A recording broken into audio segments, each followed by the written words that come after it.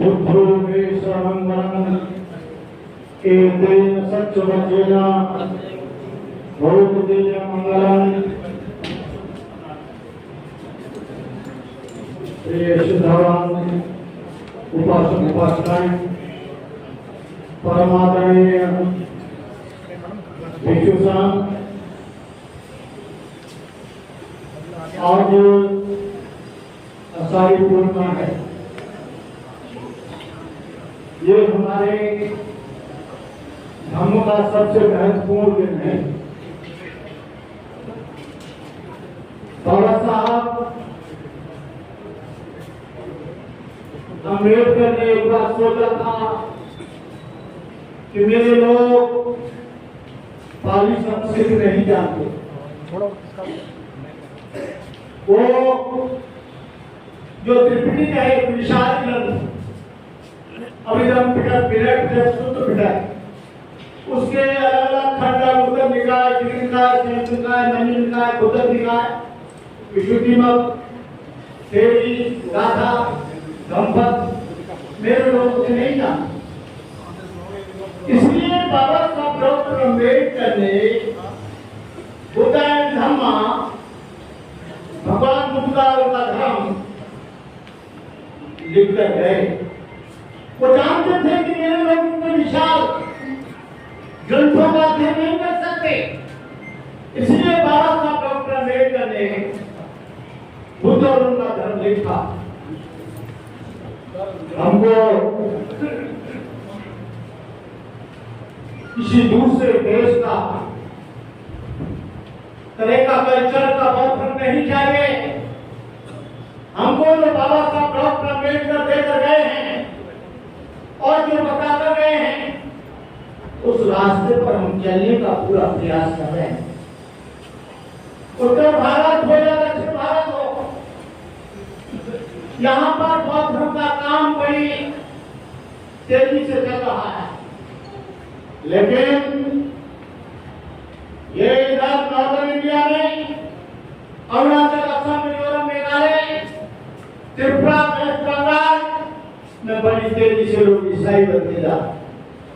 उसका मेन कारण है बाबा साहब अम्बेडकर जी ने देखा कि भिक्षु मिलिटेंट चाहिए, भिक्षु शोषक वर्कर चाहिए, भिक्षु पंडा नहीं चाहिए, भिक्षु पुरोहित नहीं चाहिए, भिक्षु ऐसा हो जो सामाजिक काम भी करे, धार्मिक काम भी करे, भूखे नंगे लोगों की आवाज, रोटी कपड़ा मकान की भी बात करे।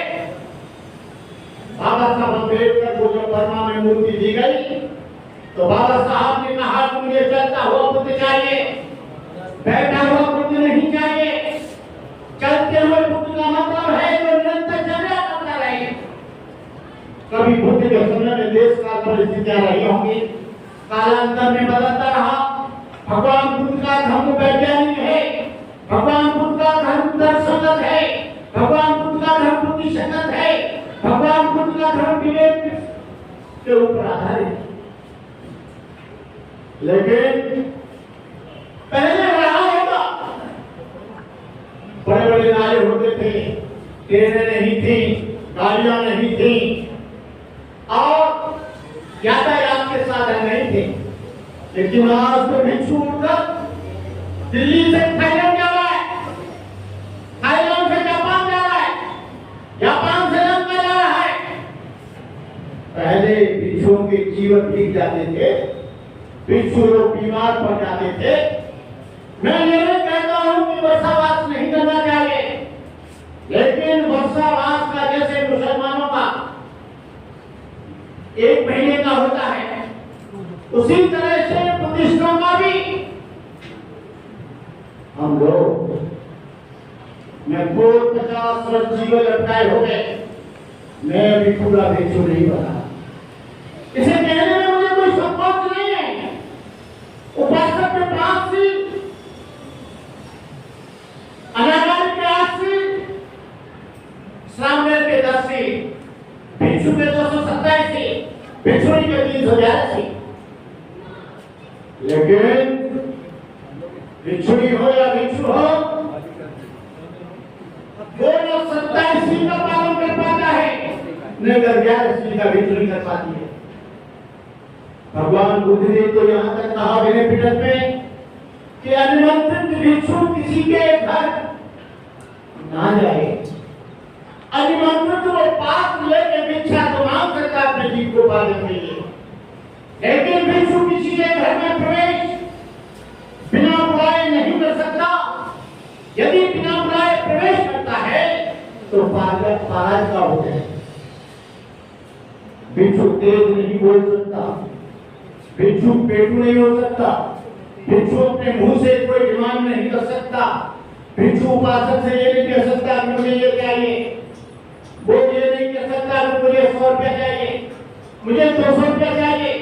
भिक्षु केवल उपासक की श्रद्धा पर निर्भर करता है।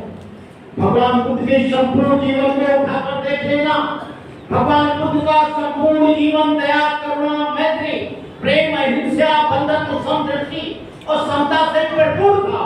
यदि उनके जीवन की किसी भी घटना को लिया जाए, एक भी संख्या इसके विपरीत जाति दिखाई नहीं देती। क्या निर्धन, क्या धनी, क्या मूर्ख, क्या विद्वान, उनके प्रभाव में कौन नहीं रहा। करुणा से व्यक्त होकर रोगियों की सेवा की, सुधारकों को भोजन दिया। भगवान बुद्ध ने उन बीमार लोगों की सेवा की, भूखे नंगे लोगों की सेवा की। आज भिक्षु मैं बड़े बड़े मंदिरों में जाकर देखता हूँ, यदि कोई रिक्शा पुलर है, जूते काटने वाला है, कपड़ा धोने वाला है, मशीन चलाने वाला है, वो उसको ज्यादा तवज्जो नहीं देते। मैं इंडिया के वर्ल्ड के सारे बुद्धिस्ट टेम्पलों पर घूमकर आया। आगे कहीं IAS, आगे IPS, आगे इंजीनियर, आगे इनकम टैक्स वाले, आगे सेल टैक्स वाले, बड़े बड़े अधिकारी आ गए। भिक्षु तुरंत पूछता है, उनके लिए कुर्सी रखता है, चाय देता है, पानी देता है। धर्म ये नहीं, धर्म तो आपके यहाँ पर क्षमता होनी चाहिए, मानवता होनी चाहिए। आपका जो दिन है, आज के दिन भगवान बुद्ध ने इस विधि को प्राप्त किया, दुख के निवारण की विधि को प्राप्त किया, इसी भूतल पर किया। और भगवान बुद्ध ने सारनाथ में ऋषि पतंग आ जाते, कौड़े में भक्त भक्ति अश्वित महानाम, पांचों को दीक्षा देकर अपना शिष्य बनाया। और 5 से संख्या 60 हुई, 60 से 1000 हुई। और भगवान बुद्ध ने कहा कि भिक्षु एक दिशा में जाना, दूसरी दिशा में दूसरा भिक्षु मत जाना। चलत निकले चारिकम भोजन हिताय, भोजन सुखाय रूपाम पपाय। आज भिक्षु बुद्ध विहार में खड़ा है, बुद्ध विहार में खा रहा है, उपासक आ रहे, उपासक भोजन दे रहे हैं। भोजन देना कोई अभिशाप नहीं है, कोई गलत नहीं है, लेकिन भिक्षु का एक कर्तव्य है कि भिक्षु को रोजा नहीं निकालना चाहिए और एक बस्ती में अपना प्रवचन देना चाहिए। लेकिन भिक्षु क्या करता है, सीधा साधा खाना खा के आता है और सीधा सब फिर वापस लौट जाता है। वो साबुन मांगेगा। जब परिवार का समय आता है, मैं उसे ब्राह्मण बात दूसरे रूप में कहता हूँ। भिक्षु क्या करता है, लंबा चौड़ा चिट्ठा बना के देता है, 10 मीटर कपड़ा, 4 साबुन, 4 टूथपे, ये वो 5 तरह के फल, फलाना ढिकाना सब दे देता है। ये भिक्षु का काम नहीं है। जो बात दे दो उसे स्वीकार करो। कोई कमजोर आदमी है, गरीब आदमी है, रोजाना काम करने वाला है, क्या आप उसका अवलंबन नहीं करेंगे? क्या उसके घर नहीं जाएंगे? क्या वो परित्राण नहीं कर पाएगा? क्या वो आपके दर्शन नहीं कर पाएगा? क्या आपके चरणों का आगमन को पीना नहीं कर पाएगा? ये दुनिया में जो बौद्ध धर्म फैला, भगवान बुद्ध का वो जमाना था जब छोटे छोटे नगरों से लेकर बड़ी बड़ी देहातों तक हर जनमानस को झकझोरने वाली, कभी आंधी तो कभी बीच में पैदा करने वाली एक ध्वनि निरंतर निरालित होती रहती थी, बुद्धं शरणं गच्छामि, धम्मं शरणं गच्छामि, संघं। इस आवाज को बुलंद करने वाले कौन थे? संसार से उड़े हुए जीव से उड़े नहीं, जिंदगी से हारे थके लोटे टूटे लोग नहीं। आज के आज रिटायर हुआ, घंटे बज जाओ, बुढ़ा हो गया, घंटे बज जाओ, टांग टूट गई, घंटे बज जाओ, आंख फूट गई, घंटे बज जाओ, जिंदगी भर में अपने परिवार अपने पोते को बनाओ, अपने बेटे को बनाओ, अपने नाती को बनाओ, अपने युवा वर्ग को बनाइए। आनंद कौशल जी ने एक बार मुझे कहा था, 1980 की बात है, आज से 40 साल। मैंने कहा भंते आप ये गाथा पढ़ते हैं बार बार, यो हरे धैर्य विभु यो यति बुद्ध शास्त्रे सोमं लोकं समासेति अभावो चंद्रमा। बोले करुणाकर, जब कोई तरुण भिक्षु बुद्ध शास्त्र में रत होता है तो वो ऐसे प्रकाशित होता है जैसे बादलों से मुक्त चंद्रमा। उसका ब्रह्मचर्य, उसकी ऊर्जा, उसका काम, उसका अध्ययन, उसका चरित्र, उसका सील जब निकल कर आता है तो लोग उसे सत सत प्रणाम करते हैं। आज युवा भिक्षु की जरूरत है, आज नौजवान की जरूरत है जो समाज को मैं 18 साल की एज में बहुत भिक्षु बना। मैं हाथरस से बात का रहने वाला हूँ। आज भी मुझे 25, 25, 30 साल पुराने लोग मिले। ये लोग बौद्ध धर्म में, आपको बताता हूँ मैं जो मैंने अध्ययन किया है, बौद्ध धर्म में इंटरनल जातिवाद घुस गया है। ये मरुआ बौद्ध, ये चकमा बौद्ध, ये जाटक बौद्ध, ये ब्राह्मण बौद्ध, ये धोबी बौद्ध, ये खटीक बौद्ध, ये साकी बौद्ध। साक्य लोग मुझे कहने में कोई एतराज नहीं। साक्य समाज का भिक्षु क्या उसे पता चलता है कि ही इज बिलोंग टू शुरू का ऐसे लेकिन बाबा साहब ने कहा था सेल्फ इम्पोर्टेंट हमने बहुत धर्म को स्वीकार आत्मसम्मान के लिए किया, स्वाभिमान के लिए किया, हमने लोगों के कल्याण के लिए किया। भगवान बुद्ध का धर्म कोई एक जाति के लिए नहीं है, कोई एक वर्ग के लिए नहीं है, कोई एक धर्म के लिए नहीं है। भगवान बुद्ध का धर्म, भगवान बुद्ध का संघ सचमुच एक संघ था। उसमें राजा महाराजाओं के सपुत्र थे, राजकुमार युवराज थे, दैत्य क्षत्रियों सरदार थे, ब्राह्मण थे, चांडाल थे, शूद्र व वैश्य थे, अंगुलीमाल जैसे लोग थे जो डांगे डालता, निर्वाचित लोगों का खून करता। अमृतपाल का जगह बधू थी जिसकी एक ही कदम पर राजा को भी लोग लाखों रुपए में छावर करते थे। सुपान का कुत्ते का मांस खाता, स्वाति मछला था, नंद द्वारा था, धनिया बुढ़ार जाति से आया था, सुबैया डॉक्टर संस्थान से आया था, यह सभी व्यापारी का बेटा था, दुर्गा पैसा की लड़की थी, पूर्णदाता पुत्री थी, चांबा शिकारी की लड़की थी, उपाधि नायक था, महाकाल से ब्राह्मण था, सुनील भंगी था, जिसने आहारत प्राप्त किया। भगवान बुद्ध बाबा साहब से पूछा गया क्या बुद्धिज्म से इतने अभिभूत, इतने इंप्रेसिव, इतने प्रभावित क्यों हुए? बाबा साहब ने कहा पत्रकारों से कि भगवान बुद्ध का एक प्रकरण मुझे याद आता है कि बाबा वहां पर राजकुमार युवराजों की दीक्षा हो रही है, सब बुढ़ापन बैठे हैं, वहां एक झाड़ू लगाता है जिसको वाल्मीकि कहते हैं, श्रीपद कहते हैं। वो झाड़ू लगा रहा है, बार बार छूट जाता है, बार बार झाड़ू लगाता है। भगवान बुद्ध का प्रवचन सुनता है, बार बार दीवार की ओर में चला जाता है। भगवान बुद्ध की इस करुणा में नजर पहुंची। भगवान बुद्ध ने कहा देखो आनंद, ये कौन है, इसको बुलाओ। उसको बुलाया, उससे कहा क्यों डरते हो? बोले ये लोग जो बैठे हैं ब्राह्मण क्षत्रिय वैश्य, ये सब लोग हमको अंधे मानते हैं, हमको शूद्र मानते हैं, हमको नीच मानते हैं। भगवान बुद्ध ने कहा तू भिक्षु बनेगा? उसने कहा हाँ बन जाऊंगा। जब उसका आनंद से कहा आनंद इसका मुंडन करो, मुंडन कराया, बोले कपड़े चीमर इसके हाथ में दो।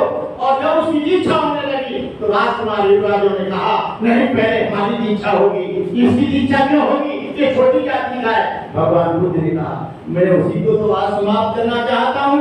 ये बुद्धि से भी छोटा है, काम से भी छोटा है, अनपढ़ है, उम्र में भी छोटा है। भगवान बुद्ध ने पहले उसको दीक्षा दी और फिर राजकुमार को दी। और भगवान बुद्ध ने कहा कि राजकुमार युवराजो, तुम्हारा जीवन आपसे शुरू होता है, ये तुमसे श्रेष्ठ है, तुम कनिष्ठ हो, तुम इसको नमस्कार करो। भगवान बुद्ध ने उसको नमस्कार करा। मैं इस सारी पूर्णिमा के उपलक्ष्य में आपसे कहना चाहूंगा कि आरएसएस आज बुद्धिज्म को पूरा खत्म करने के लिए तैयार है। वो मुसलमान से नहीं घबराती क्योंकि वहां भी अल्लाह है, वो किसी और से नहीं घबराती, वहां ईश्वर आत्मा परमात्मा है। लेकिन बुद्धिज्म में कोई याचना नहीं। बुद्धिज्म कोई झाड़ फूक का धर्म नहीं है, बुद्धिज्म गंदा ताबीज का धर्म नहीं है, बुद्धिज्म कोई पत्रा दिखाने का धर्म नहीं है, बुद्धिज्म भाग भगवान का धर्म नहीं है कि विषय विकार मिटाओ पाप हरो देवा। बुद्ध कहते हैं समस्या तेरी है, समाधान भी तेरे पास है, दुख तेरा है, दुख का कारण भी तेरे पास है। समस्या तुम्हारी है, समाधान कहीं तुम ढूंढ रहे हो, समस्या तुम्हारी है, उसका कहीं दूसरी, बीमार तुम हो, दवाई किसी और को दे रहे हो। बुद्ध कहते हैं बीमार भी तुम हो, दवाई भी तुमको खानी पड़ेगी, कारण तुम्हारा है, दुख का कारण खोज भी तुमको करनी पड़ेगी। बुद्ध कहते हैं कि मैं मार्ग दाता हूँ, मोक्ष दाता नहीं हूँ। बुद्ध के सामने कितनी भी अगरबत्ती मोमबत्ती लगाना, बुद्ध के कितनी भी माला डालना, बुद्ध का कितना भी जाप करना, बुद्ध के कितने भी मंत्र करना, लेकिन जब तक बुद्ध के मार्ग को आप नहीं अपनाएंगे, बुद्धिज्म का जो अष्टांगिक मार्ग है, जो बुद्धिज्म का सत्य का मार्ग है, जो बुद्धिज्म का पंचशील का मार्ग है, जो बुद्धिज्म का आदर्श का मार्ग है, जो बुद्धिज्म का नैतिकता का मार्ग है, उसको जब तक आप नहीं अपनाएंगे तब तक आपका कल्याण नहीं होगा। कालाम लोग, बहुत से लोग प्रचारक आते थे, भगवान बुद्ध से कहा यहाँ पर बड़ी डाली वाले कल आए थे, परसों यहाँ पर एक बहुत बड़ी माला डालकर आए थे, एक और आए थे बहुत लटधारी आए थे। उन्होंने कहा यहाँ पर बहुत से लोग आते हैं और जाते हैं, फलानी बाबा भी आए थे, हम किसकी बात माने, हम लोग छोटी बुद्धि है। तो भगवान बुद्ध ने कहा एक कालामो, किसी बात को इसलिए स्वीकार मत कर लेना कि ग्रंथों में है, किसी बात को इसलिए मत मान लेना कि लोग उसका समर्थन कर रहे हैं, किसी बात को इसलिए मत मान लेना कि कोई दाढ़ी वाले बाबा कह रहे हैं, किसी बात को इसलिए मत मान लेना कोई बहुत बड़े प्रोफेसर कह रहे हैं, किसी बात को इसलिए मत मान लेना कोई बहुत बड़े त्यागी कह रहे हैं, किसी बात को इसलिए मत मान लेना कोई चिंता वाले बाबा कह रहे हैं, किसी बात को इसलिए मत मान लेना तिलकधारी कह रहे हैं। बोले फिर क्या माने? बोले किसी बात को इसलिए मान लो कि वो बुद्धि और तरक्की कसौटी पर खरीद रहे और वैज्ञानिक दृष्टि से सत्य हो। सत्य न पुराना होता है न नया होता है, सत्य न तुम्हारा होता है न मेरा होता है, सत्य तो सत्य है। और जब सत्य के आधार पर बुद्धि और विवेक से प्रज्ञा से जो बात सही है, तुम्हारे लिए भी कल्याणकारी है, मेरे लिए भी कल्याणकारी है, उस बात को मान लेना। तुम किसी बात को इसलिए भी मत मान लेना कि बुद्ध कह रहे हैं। इतना बड़ा चैलेंज किसी ने नहीं किया। भगवान बुद्ध की धरती आज जहां बुद्ध ने बुद्धत्व प्राप्त किया था करा रही है, उस पर पंडित पुजारियों का हमने मूवमेंट चलाया था, भारतीय बौद्ध महासभा को सबको में 30 साल चलाया था। बॉम्बे से लेकर बुद्ध गया तक धंधे कोना में बुलेट गाड़ी से गया, लेकिन किसी कारण वो नहीं हो पाया। अब दोबारा मूवमेंट शुरू हो रहा है। 17 सितंबर को 5 लाख लोग इकट्ठे हो रहे हैं पटना में। आप सभी लोगों को हम आमंत्रित करते हैं, आप उस कार्यक्रम में आए। और बुद्ध की भूमि, हमने कहा है गवर्नमेंट से कि मस्जिद में मैनेजमेंट मुसलमानों का होता है, चर्च में मैनेजमेंट ईसाइयों का होता है, और जैन धर्म में उसमें जैनियों का होता है, लेकिन हमारा मैनेजमेंट क्यों नहीं, इसमें हिंदू क्यों? कितने हिंदू मंदिरों में हम लोग उस मैनेजमेंट में शामिल हैं। यदि तुम हमारे मंदिर में रहना चाहते हो तो तिरुपति वाले मंदिर में हम भी रहेंगे, वैष्णो देवी वाले में हम भी रहेंगे, हम भी भगवान बुद्ध की रहकर पूजा करेंगे। तुम यहाँ क्यों आते हो? ये बहुत बड़ा संघर्ष है, हजारों वर्ष हो गए, लेकिन वो संघर्ष नहीं हुआ है। मैं आप लोगों से इस मंच के माध्यम से, बुद्ध सोसाइटी ऑफ इंडिया के माध्यम से मैं आपसे निवेदन करूंगा कि 17 सितंबर को आप लोग पटना पहुंचने का, गांधी मैदान में 5 लाख लोगों का हमने आह्वान किया है। लेकिन आपको बता दूं, आपके बड़ी खुशी की बात है कि हिमालयन लोग उसे शुरू कर रहे हैं। पहले हम लोगों ने शुरू किया था, महाराष्ट्र उत्तर प्रदेश के लोगों ने, लेकिन अब हिमालयन लोग का मतलब है नेपाल के लोग, काठमांडू के लोग, आपके लेह लद्दाख के लोग, अरुणाचल असम के लोग, मिजोरम के लोग, और तमाम जो हिमालय लगा हुआ है वो सारे लोग तैयार होकर वो लोग काम कर रहे हैं। आप लोग इसमें भागीदारी करें। मैं इन्हीं शब्दों के साथ आप सब लोगों के लिए मंगल कामनाएं, शुभकामनाएं, आपका जीवन, आपको बधाई, आपको मंगल कामनाएं।